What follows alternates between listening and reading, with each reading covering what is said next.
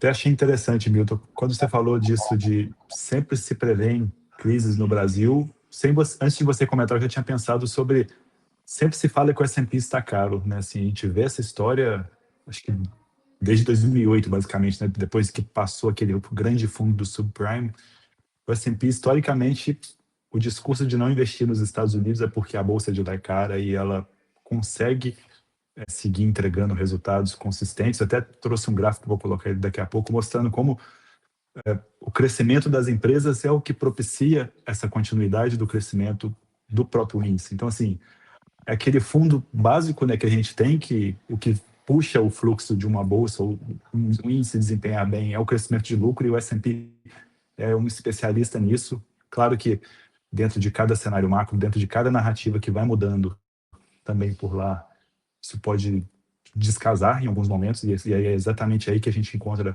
as boas oportunidades, que foi o que a gente viu também até recentemente com a IA.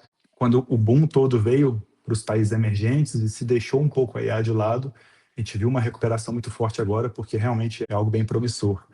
Mas para falar um pouquinho também mais do cenário, acho que a gente consegue dividir muito bem um pouco da parte macro, que está bem conflitante, com alguns dados ainda complicados de inflação, com esse risco todo desse conflito, principalmente que envolve o preço do petróleo, né, que é entre Irã e Estados Unidos, mas que talvez da última sexta-feira para cá essa narrativa comece a mudar por conta do dado do payroll, então isso tudo deve mudar um pouco, talvez o sentimento nas próximas semanas. E no segundo ponto, uma temporada de resultados que já está encaminhando aí para o finalzinho, então já tem poucos nomes assim realmente relevantes para divulgar. E foi um resultado, de modo geral, muito forte, até para os próprios ativos que a gente tem em acompanhamento dentro das carteiras da LG. Foi uma temporada muito boa, assim, realmente das empresas batendo as estimativas de lucro, e não só dentro do setor de tecnologia, que é o interessante. A gente vê outros setores mais tradicionais, de saúde, de REITs, de energia, enfim, diversos segmentos industriais também que entregaram resultados bem interessantes. Mas falando aí, voltando, né, para a gente poder chegar nisso de novo e falar da parte macro, a gente viu uma decisão do Federal Reserve também há algumas semanas atrás, se não me engano, duas, que foi mantida a taxa de juros, aí tá aí tudo bem, mas o mercado bateu muito com relação às falas do Kevin Warsh, sobre um tom muito duro com relação à inflação, dessa briga realmente, desse compromisso que ele tem de voltar com a inflação para 2%, que é a meta do Federal Reserve. Mas não houve um aumento na taxa de juros exatamente com uma inflação ainda alta. E então acabou sendo um pouco discrepante, o mercado está talvez julgando o Kevin Warsh de certa forma nesse sentido, porque que ele não atuou, né, vendo um dado de inflação ruim, uma economia aquecida, e não atuou, né, como eu disse, para poder combater essa inflação que ele tanto disse. E alguma das justificativas dele é de realmente, ele até falou, né, que o mercado já está fazendo um pouco do trabalho dele, ele está deixando o mercado mais solto, com menos indicações daqui para frente do que vai ser feito, e a própria reação do mercado, né, esse receio todo, esse medo de uma inflação que ainda está quente, de um desaquecimento, enfim, de toda essa incerteza, a própria curva de juros do mercado já se ajustou. A gente vê índices de 2 anos acima dos 4%, ou seja, já mantendo uma pressão para o Federal Reserve aumentar juros, taxas de longo prazo aí de 20, 30 anos especialmente, acima de 5%, 5,2%, então é um patamar de juros que a gente não vê nos Estados Unidos em basicamente 20 anos, então a gente tem juros altos ainda nos Estados Unidos, até inclusive uma janela que a gente vê até com bons olhos, principalmente para renda fixa. Mas esse contexto todo, ele foi até mudado, como eu disse na última sexta-feira, com o dado de payroll, que inclusive eu trouxe esse gráfico aqui para a gente poder mostrar um pouquinho que essas colunas em azul são exatamente a criação de vaga mês a mês, e a gente vê claramente, né, que de março para cá, a gente viu uma redução bem significativa com relação à criação de vagas de trabalho nos Estados Unidos, até que a gente viu esse último payroll negativo, ou seja, ao invés de ter uma criação de vagas, a gente viu uma redução, ou seja, mais demissões do que contratações nesse dado do mês de julho, inclusive com revisões para os dados de maio e junho. Então, a gente viu negativo em julho e 100 mil vagas a menos numa revisão dos dados dos meses seguintes, dos meses anteriores, na realidade.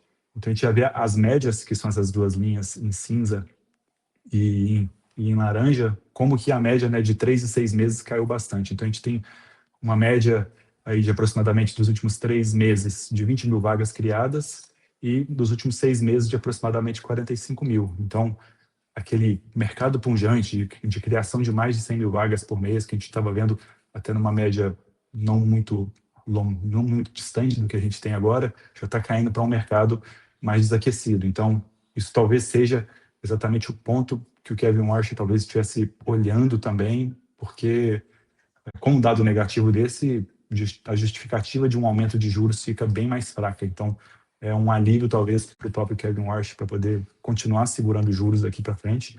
E é um aspecto muito importante, porque o Fed talvez não possa trabalhar com tanto foco só na inflação e ele não pode deixar esse mercado de trabalho de lado. E interessante também que, por mais que esses dados estejam baixos, pelo menos para esse mês de julho, a gente tem uma taxa de desemprego caindo, que é até um pouco conflitante, né?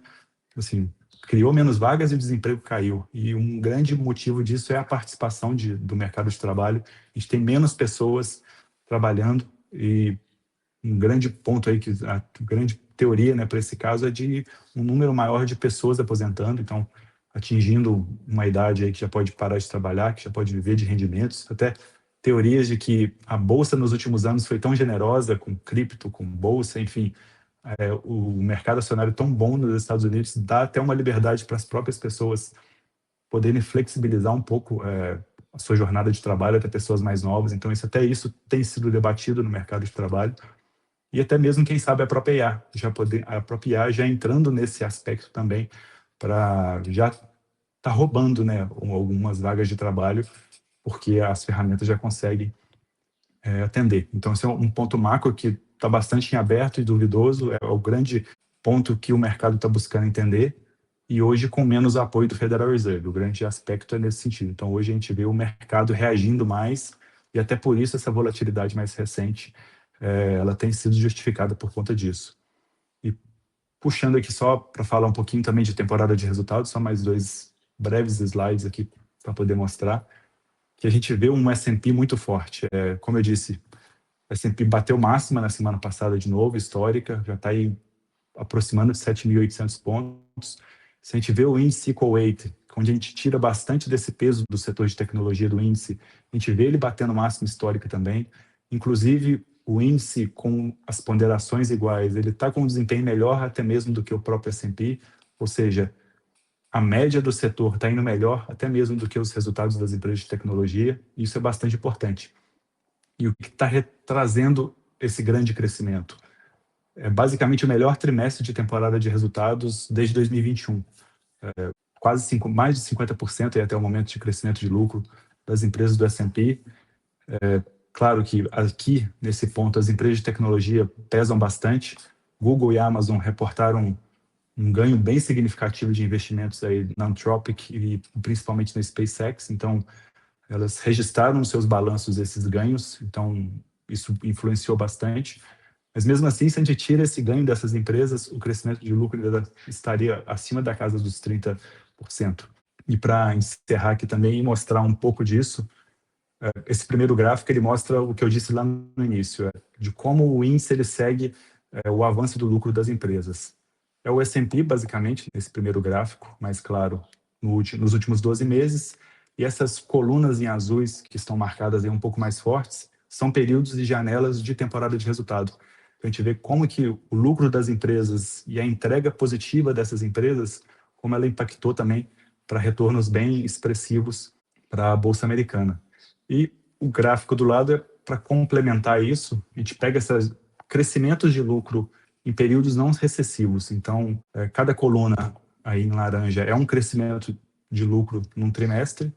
Esses espaços em vazios, né, são períodos de recessão. Então, a gente tira um pouco daquele dado, por exemplo, de um Covid, a gente reverte a economia e tem um crescimento muito forte, porque o anterior foi muito ruim.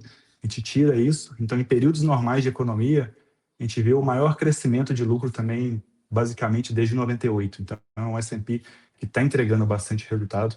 E, como eu disse, até mesmo fora do próprio segmento de tecnologia, mas com tecnologia também entregando números muito positivos. Mas a gente vai trocando um pouco mais de ideia. Eu acho que quem não tem S&P é louco, não é? Porque a É um gente, às pouco vezes, isso. está tão aqui dentro do mercado brasileiro, das oportunidades, do risco político. Claro que o mercado brasileiro, mercados emergentes, tem boas oportunidades, porque tem muita volatilidade, mas eu acho uma loucura completa uma pessoa estar 100% exposta a esses problemas de um país emergente, de um país com um arranjo político tão instável, com problemas fiscais tão graves. Né? Acho que uma parcela em um mercado como o americano é fundamental. Eu acho o máximo S&P, eu acho a supereconomia americana uma coisa fantástica, acho que é muito válido ter um nível de exposição. Quem não tem, acho que está louco, né? Você falou bem, isso acho que aí. nesse sentido de pegar a bolsa cara, a bolsa tá cara, a bolsa tá cara todo ano, assim, claro que em algum momento essa bolsa vai corrigir, ela não vai subir para sempre, vai ter períodos de queda, mas o S&P, eu já disse isso em outros vídeos, né, é um índice que recompensa a consistência, então quanto mais tempo a gente fica nele, ele é de fato um índice que entrega muito retorno para quem permanece investido. Então, é uma estruturação interessante que complementa com a estrutura também investimentos em emergentes em Brasil, enfim, é a composição da carteira, né, a construção de portfólio que acaba vencendo muito. E às vezes também eu estava até pensando, né, essa questão do mercado internacional, independente até de como vai estar performando o mercado, só o fato da gente ter uma moeda mais fraca perante uma moeda mais forte, só no descasamento entre as inflações, só de você ficar investido, você acaba já tendo um retorno positivo, é como um hedge mesmo, né? Você faz uma proteção da sua carteira, alocando em moeda mais forte e ainda se expondo a essa economia tão pujante que é a economia americana, né?